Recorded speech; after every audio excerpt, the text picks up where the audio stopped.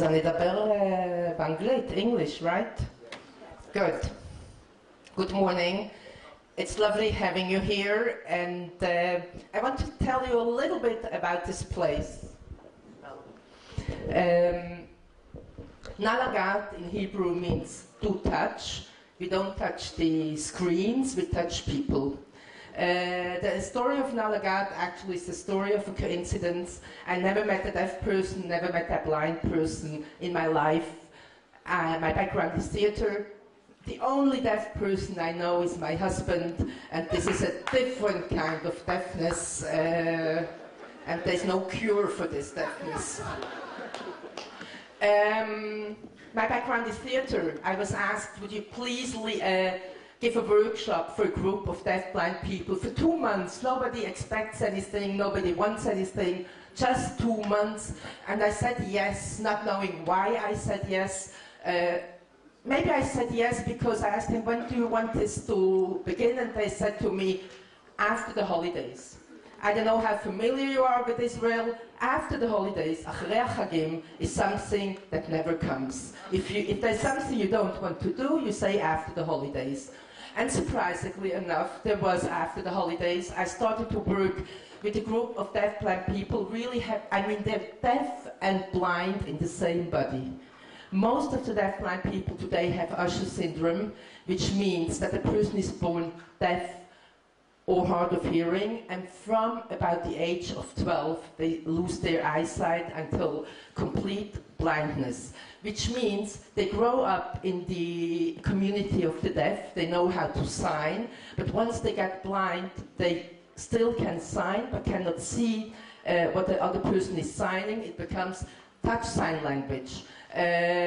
Communication is the biggest problem, because communication can go one-to-one, and go and do theater with people that communication is the biggest problem, and go and do theater that is about communication. Our first show, Light is Heard in Zigzag, took everyone by surprise. At the beginning, people thought, oh, let's go and suffer and see a play performed by deaf-blind people, and it was a good play. So we started to dream. This place did not exist. We were wandering Jews in Israel and abroad, and the show was really acclaimed. We got rave reviews. It was described as the most surprising hit of Israeli theater, and we say, okay, let's go and build a house. We were looking for quite a long time, found this place. It was a warehouse, no water, no electricity, no roof, and we loved it. And you sit now, we opened almost 4 years ago.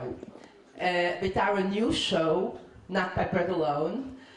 We recently celebrated our 500th show, and with Café Capiche, with its deaf waiters, and the dark restaurant Blackout, where blind waiters will escort you to a very, very special dining experience in complete darkness. So you sit now in the theater, which I think is the most beautiful theater in Israel. No?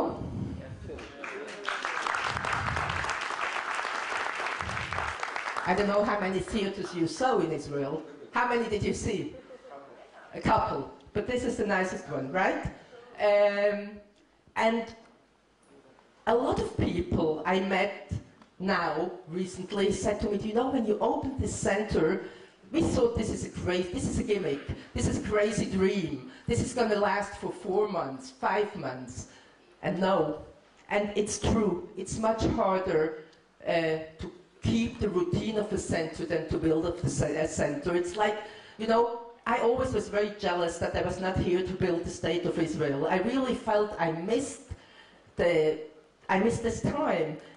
But finally you realize that it's much harder to live in Israel than to build Israel. And it's much harder to have a center, ongoing procedure, shows, 3 shows every week. Over 250,000 people visited this place since we opened it. This place is about...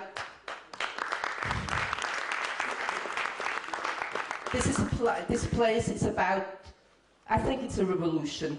You know, we work here together, deaf-blind peoples, deaf waiters, blind waiters. For over 2 years, some of our deaf waiters and blind waiters went through acting training. The result is a very beautiful children's show, which is bilingual in sign language and in Hebrew. Not by bread alone, as I said, 3 shows a week. A very big interest in all over the world because we are very unique. This is the only deaf-blind theatre company in the world. We just came back in May from South Korea, where we opened a music and theatre festival last year.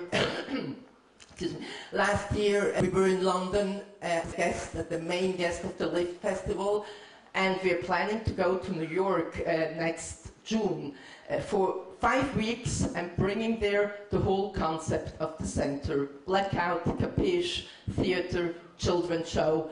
We're gonna make it there. Are you from New York? Talk. And I believe that we change the world because I think the revolution is not only what happens in the center. The revolution is who comes to the center.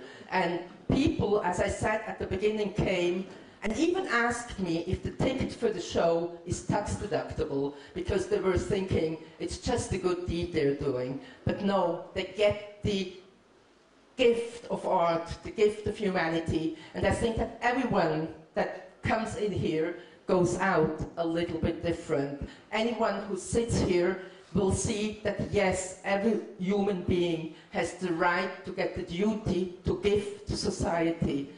And if you sit here, you accept your own incompleteness, because nobody is complete. And it's not about deafness, it's not about blindness. It's about the incompleteness that exists in every one of us, accepting it, knowing it, accepting yourself, but by accepting yourself, you accept actually the other human being.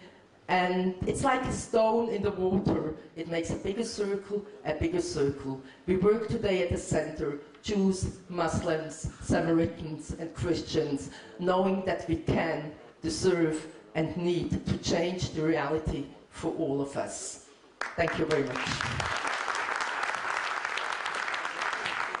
Yeah, I forgot to say, we're launching a new Facebook page today.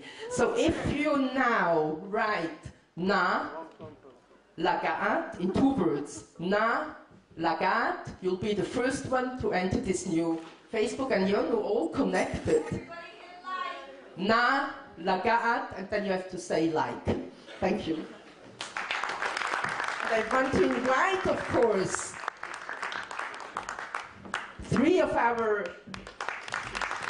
waiting staff in capiche to give you a little taste of what sign language is.